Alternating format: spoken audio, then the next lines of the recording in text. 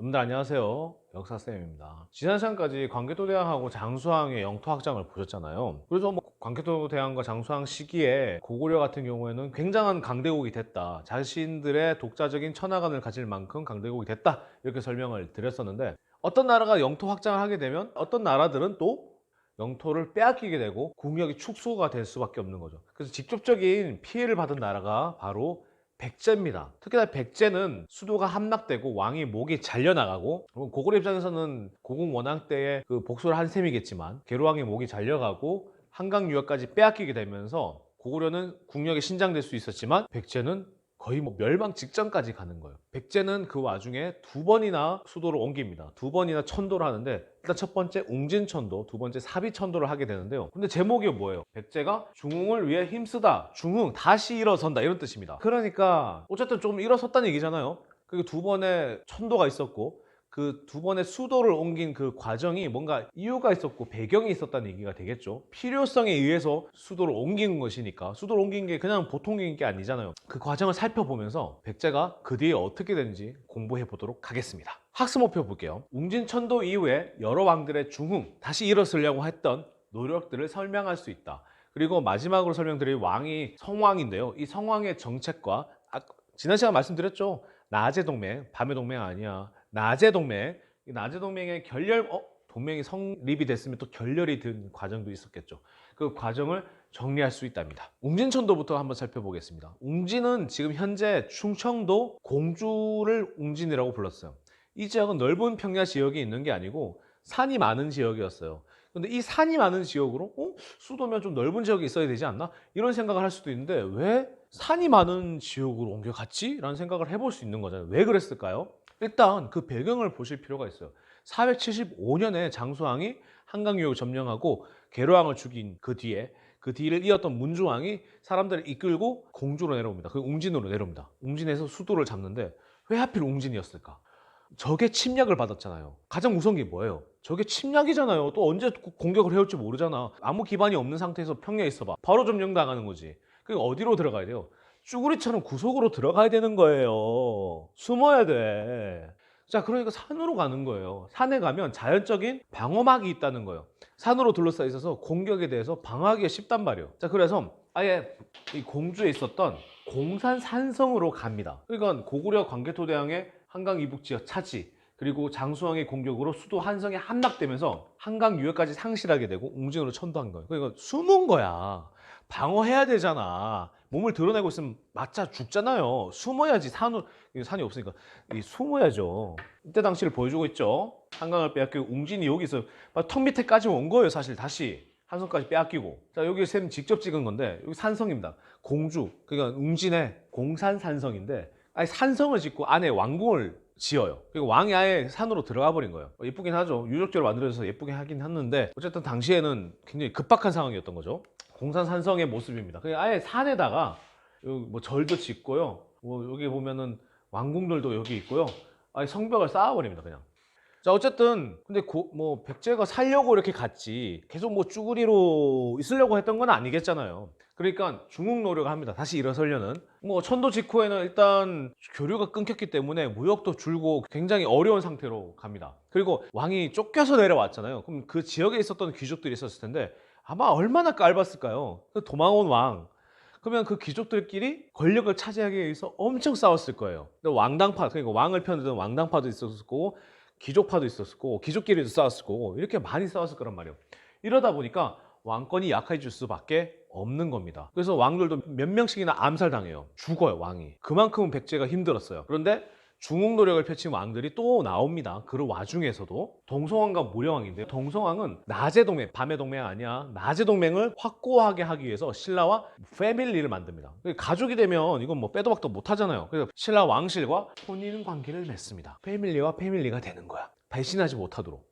그리고 왕권을 강화하기 위해서 이미 귀족 세력들이 힘이 세잖아요. 그럼 왕권을 강화하기 위해서는 자기를 뒷받침해줄 세력이 필요했어요. 이미 기존에는 귀족이 있기 때문에 이거는 앞으로 역사에 모두 고려, 조선 모든 역사에서도 똑같이 적용이 되는 겁니다. 왕권을 강화하기 위해서는 이미 있었던 귀족이나 양반 세력을 눌러야 되잖아요. 그러기 위해서는 자기의 세력을 새로 만들어야 돼요. 신진 세력이라고 하는데 이 사람들을 등용해서 왕권을 강화하려고 합니다. 근데 동서왕도 결국에는 암살당해요. 이렇게 백제가 힘든 상황이었다는 거죠. 근데 이걸 다시 딛고 일어선 왕이 있었습니다. 무령왕입니다. 이거 무령왕릉 하면 딱 떠오르는 왕이죠. 백제에 있었던 무덤 중에 특히 왕릉 중에 왕의 이름을 알 수 있는 무덤이 무령왕릉밖에 없어요. 무령왕릉입니다. 22담로를 설치하는데 이건 지방제도입니다. 근데 22담 담로라는 건 뭐냐면 저번 백제 시대 설명 처음에 할 때도 얘기 드렸죠. 담로는 우리 말로 하면 성, 뭐 마을 이런 뜻입니다. 그래서 22군데의 지역을 만들어서 왕족, 자기 로열 패밀리를 보냅니다. 보내서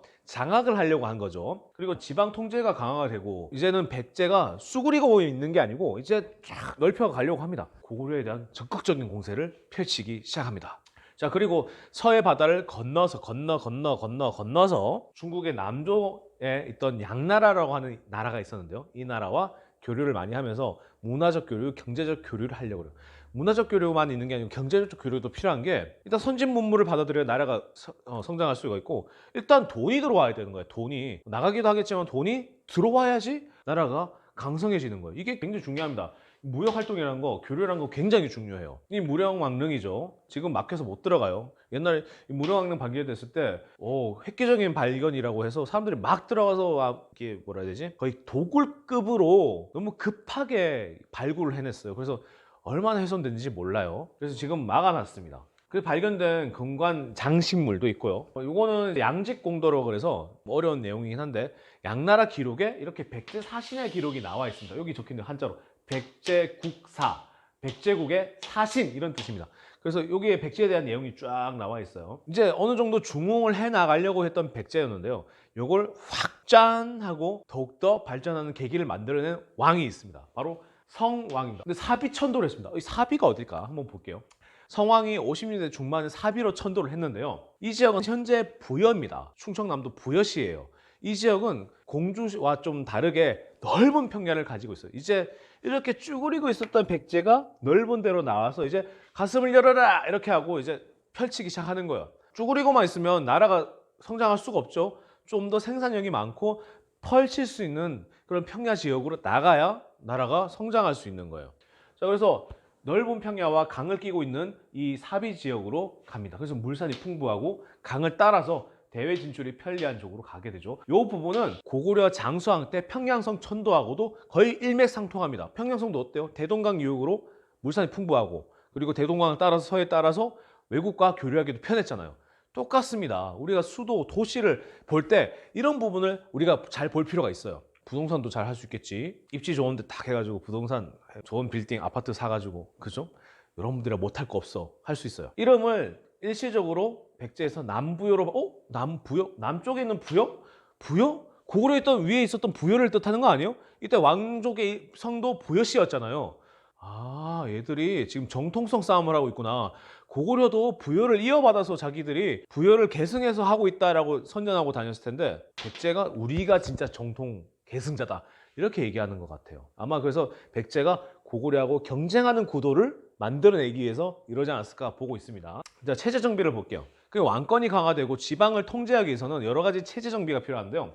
중앙에 22부, 요즘처럼 교육부, 국방부, 경제기획부, 통일부, 그다음 행정안전부 이런 부서가 있는 것처럼 22부의 실무관청을 만듭니다. 그 왕이 직접 여러 일들을 업무를 다스리려고 이렇게 부서를 만들기도 해요. 그리고 백제 처음 할 때도 얘기 드렸는데 수도와 지방을 각각 수도는 5부, 그다음 지방은 5방 이렇게 나누기도 한다고 했죠. 수도는 5개의 부로 그리고 지역은 5개의 방면으로 해서 동서남북 이렇게 해서 5방을 만든다고 했었죠. 이분이 성왕이고요. 성왕의 두개골인데 이 두개골 관련해서는 이따가 또 설명을 드리도록 하겠습니다. 그래서 사비 77년에 웅진, 583년에 사비로 천도를 합니다. 이렇게까지 남쪽은 아닌데 웅진이 이 정도면은 사비는 이 정도 되는데 물론 산성은 쌓아요. 방어를 하기 위해서. 부소산성이라고 이 사비 지역, 지금 부여 지역에 부소산성을 만드는데 낙하암이라고 여러분 들어보셨죠? 이 낙하암이 이쪽에 있어요. 쌤 가봤는데 여기서 국려가 떨어졌다는 그런 얘기가 있죠. 나중에 백제 멸망 때 한번 다시 설명드릴게요. 공산성이 있는데 이 주변 다른 지역에 가보면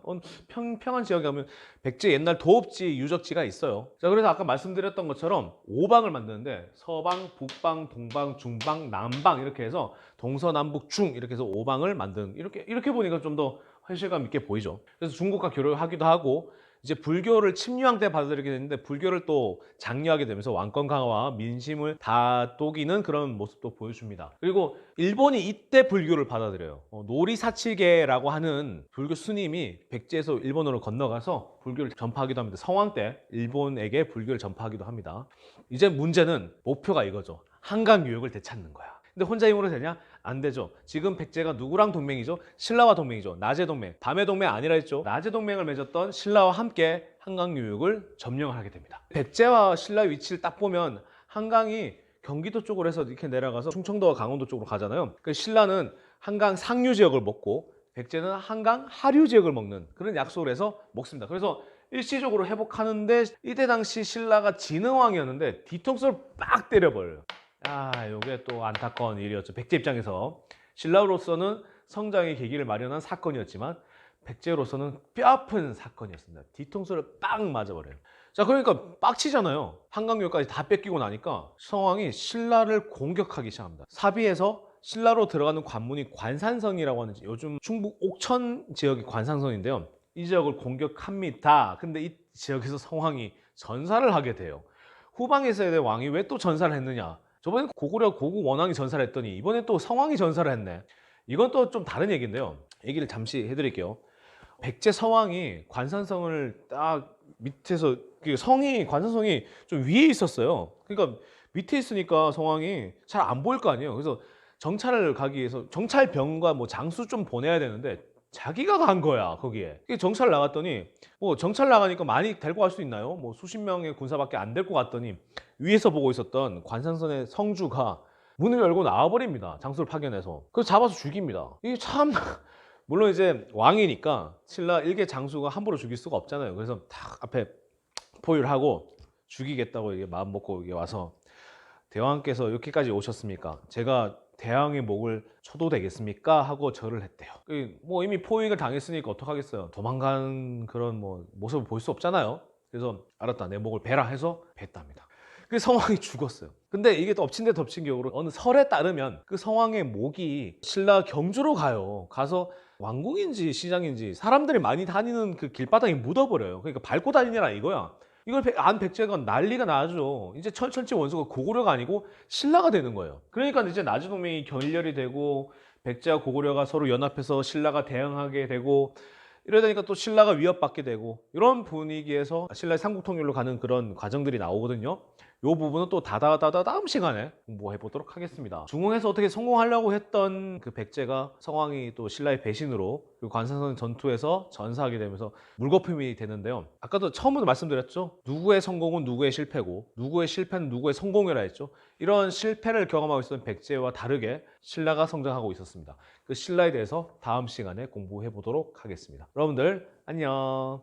잠깐만. 안녕하기 전에 위치 좀 볼게요. 옥천 관산성이고요. 길목이죠. 신라와 백제 사이에. 길목인 거예요. 그냥 아예 신라가 여기 한강 상류와 하류를 뚝딱 해버린 거야. 원래는 여기까지 백제 지역이었는데 뚝딱 한 거예요. 뚝딱 이게 먹은 거야. 관산성을 보러 갔었던 성왕이 여기서 기다리고 있었던 군사에게 전사를 당한 거예요. 왕이 죽으니 어때? 안 되지.